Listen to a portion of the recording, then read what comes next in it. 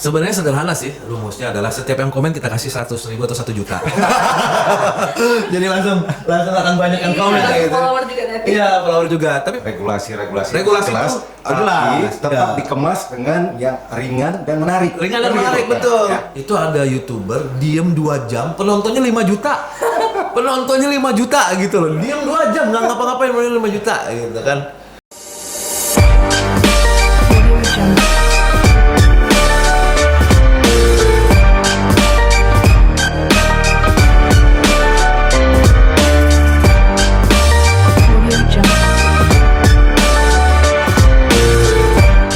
Sobat Karantina, Assalamualaikum warahmatullahi wabarakatuh.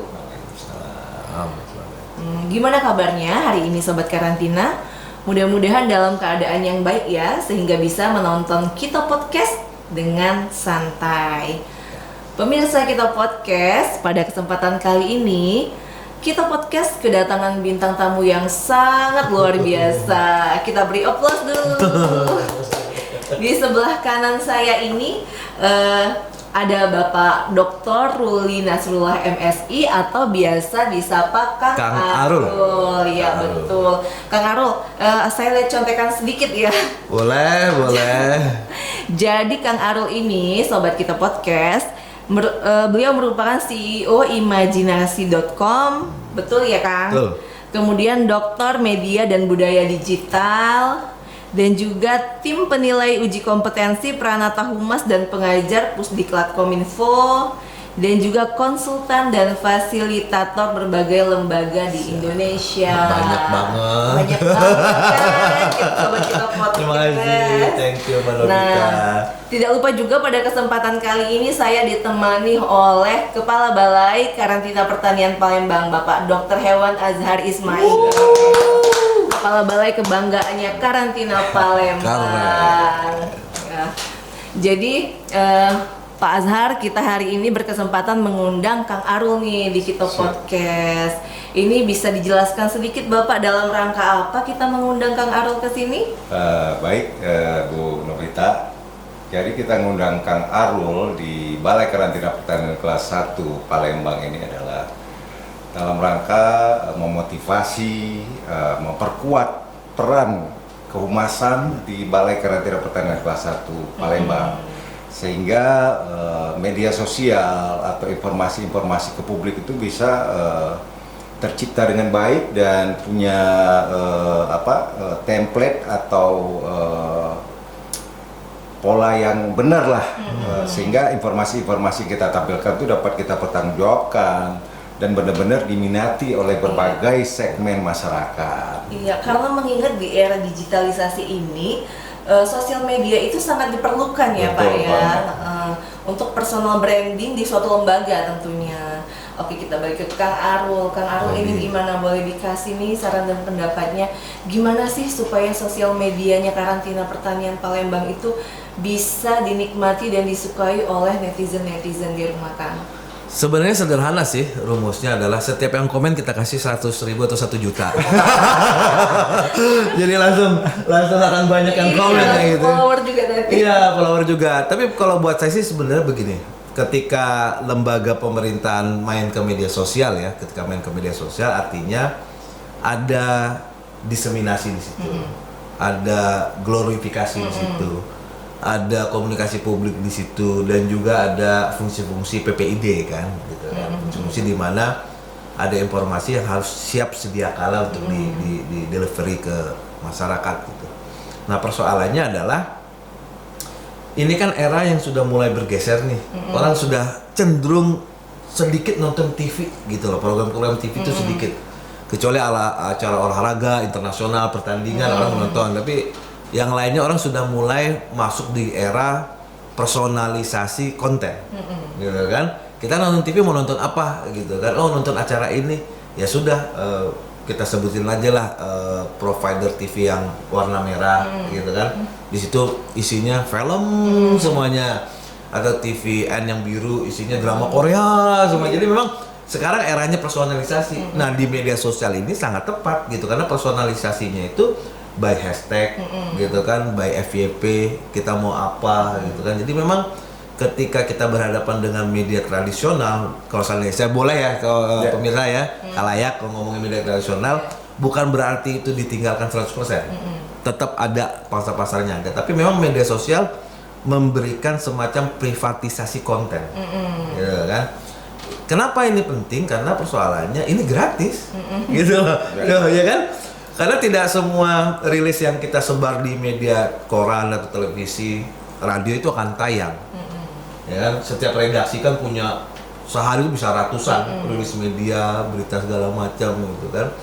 Seandainya kita ingin punya durasi tertentu atau kolom tertentu, kita harus advertorial bayar.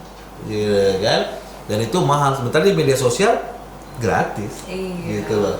Jadi informasi yang memang tusinya lembaga pemerintahan menginformasikan diseminasi program ke masyarakat jadi cepat sampai dibandingkan media sebelumnya. Jadi memang yang penting buat saya ya konsisten. Gitu loh. Konsisten, jangan sampai saya melihat ada beberapa meskipun belum ada kewajiban ya lembaga pemerintah bikin media sosial karena kan tidak ada regulasinya. Tapi saya melihat sayang, udah main media sosial tapi postingannya seminggu sekali, gitu kan, seminggu 2 kali. Sementara algoritma media sosial harus konsisten, setiap hari harus nongol, setiap hari harus nongol. Jadi kunci pentingnya itu di konsisten memposting konten-konten yang tentunya menarik untuk netizen.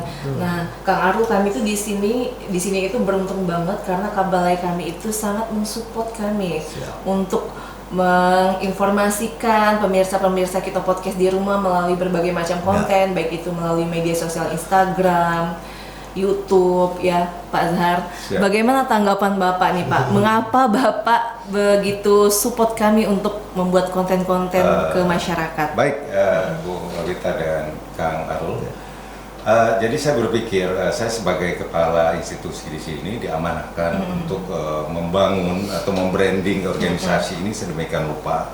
Karena saya punya motivasi untuk diri sendiri, kalau bukan kita siapa lagi? Iya, betul Jadi sekali. apapun yang kita laksanakan baik atau buruk atau ya kalau memang kita tidak menyampaikan ke khalayak itu, khalayak tidak pernah tahu. Tapi yang pastinya tetap situasi atau membranding atau mencitrakan yang dengan baik yang kita laporkan, bukan hal-hal yang sifatnya negatif gitu loh.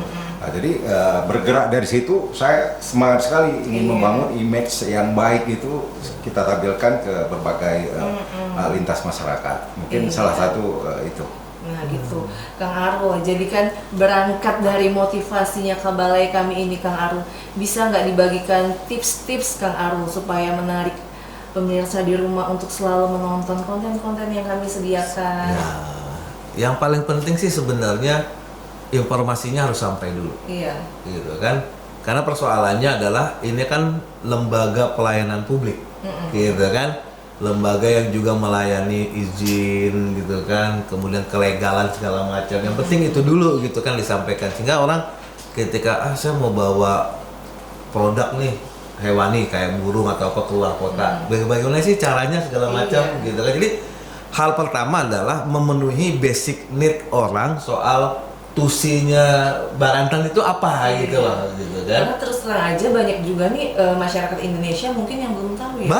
Banyak yang belum tahu. Pokoknya kalau bawa burung ini, main bawa aja. Iya, betul. Padahal kita harus berpikir ini ada penyakit atau enggak, ada bakteri atau virusnya atau enggak, segala macam. Jadi begitu teman-teman gitu kan di Kito Podcast, podcast gitu kan. Jadi bagaimana bikin menarik ya sudah, pertama rumusnya sesuai dengan tusi, tugas dan fungsinya gitu loh.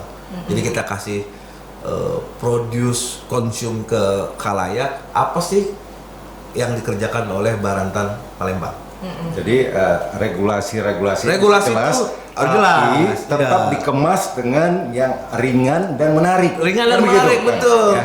Karena sekarang eranya minta maaf ya, kadang-kadang ada juga calo gitu. Ya kan? Benar. Ngurus izin pakai calo, bayar sekian juta, padahal bisa jadi gratis gitu kan, tanpa kalau udah sehat, sudah ada rekomendasi dari dokter hewan kan sebenarnya nggak begitu masalah. Gitu. Justifikasi itu harus jelas, Ya, sampaikan jelas dulu gitu kan. Jadi siapa yang berhak? bisa jadi orang make calo itu karena nggak tahu. Benar. Gitu kan, nggak tahu Iya. fungsinya di sini. Oh ribet urusan pemerintah, enggak gitu loh. Padahal nggak seribet yang dibayangkan. Nggak seribet ya, itu Kak. gitu. Yang kedua adalah kontennya santai gitu loh. Kontennya santai, dibuat tidak terlalu serius. Karena kalau terlalu serius orang malas diceramahin. Ya orang malas diceramahin kan. Nah itu perlunya, makanya saya apresiasi banget Pak Azhar yang bikin konten gitu. Jadi sebenarnya ini semua pegawai di Barantan itu punya tanggung jawab untuk bikin konten gitu loh. Konten-konten sederhana, karena begitu ketika hanya akun media sosial Barantan saja yang bikin konten, itu cuma satu konten. Tapi kalau teman-teman pegawai gitu kan secara sederhana bikin konten, itu akan banyak peluang, ibaratnya jaring itu semakin besar gitu loh. Jaring semakin besar, bisa jadi yang nggak tahu di akunnya Barantan tahu di akunnya Mbak Novi. Iya. Iya. Ya gitu Betul, kan, betul. bisa jadi di Anggi atau Iya. di Ardi atau di Arif gitu kan. Jadi jangan sampai nanti kayak kameraman kita nih Mas Arif gitu kan isinya galau aja gitu. Atau Mas Ardi isinya putus cinta mulu gitu. Kadang-kadang kita perlu kepedulian Betul, sebagai pegawai Barantan. Ini loh caranya mudah loh. Bahkan cuman motret formulir yang perlu diisi saja itu sudah ngebantu banget Iya. untuk Betul. mendeliver informasi ke masyarakat gitu loh. Ini loh ketika ingin izin yang diisi 1, 2, 3, 4 itu.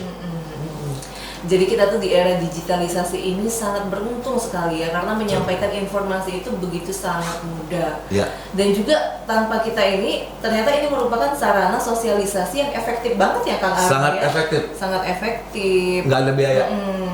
Nah, Nggak ada- itu. tapi modal kuota juga Kang. Saya pikir wifi banyak gratis. Kan dibayar Iya, sih benar, paling benar, ya, Bu. Ya. Karena kan persoalannya gini, dulu produksi konten itu hanya dimonopoli oleh industri media kan. Orang bisa bikin dokumentasi, film, feature itu perlu alat yang bagus, alat rekam yang bagus, kamera bagus, editing bagus, softwarenya beli segala macam. Sekarang kan nggak di media sosial.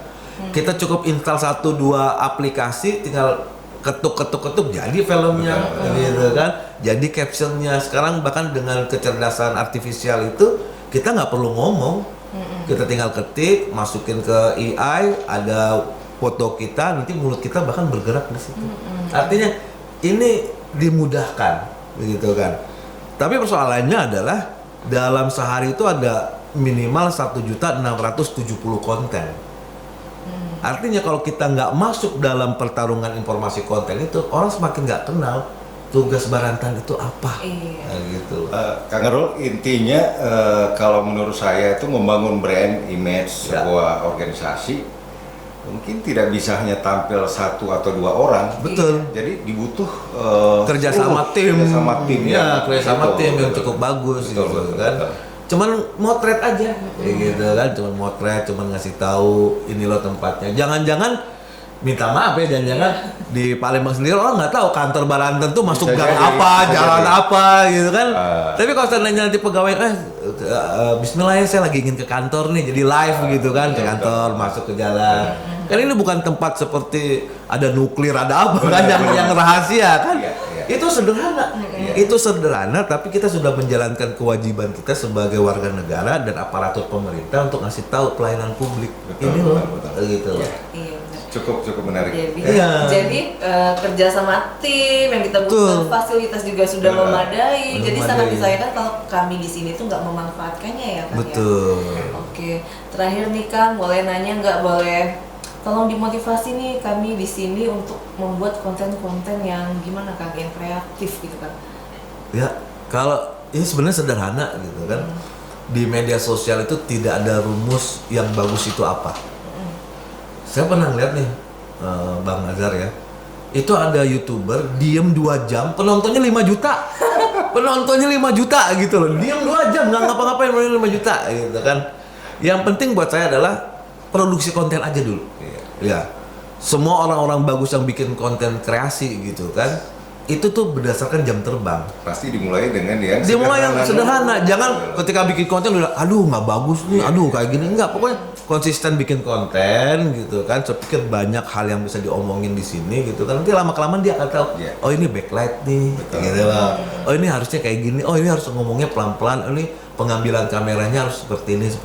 Jadi saya mengencourage dan menyemangati teman-teman Barantan di Palembang, Sumatera Selatan dan seluruh Barantan seluruh Indonesia juga yang lain bahwa ayo sama-sama kita bantu untuk kemajuan bangsa dan negara. Kita bikin konten, kita delivery informasi yang baik biar masyarakat tahu bahwa ini loh yang pernah kita kerjakan, yang akan kita kerjakan. Siap. Terima kasih banget. Makasih banyak Kang Arul atas waktu dan kesempatannya. Siap. Terima kasih juga Pak Azhar sudah mau menemani kita podcast pada kesempatan kali ini.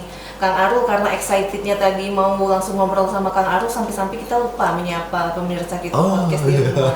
Jadi Kang Arul kalau udah masuk ke kita podcast nih wajib menyapa pemirsa kita podcast dengan salam dari Palembang.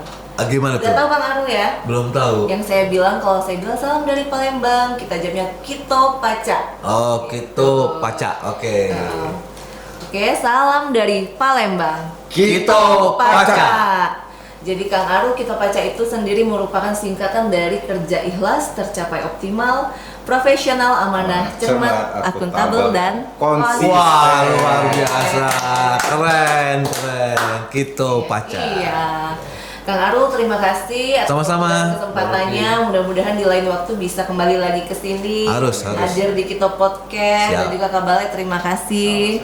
Baiklah pemirsa kita podcast, kita tutup podcast kita pada kesempatan kali ini.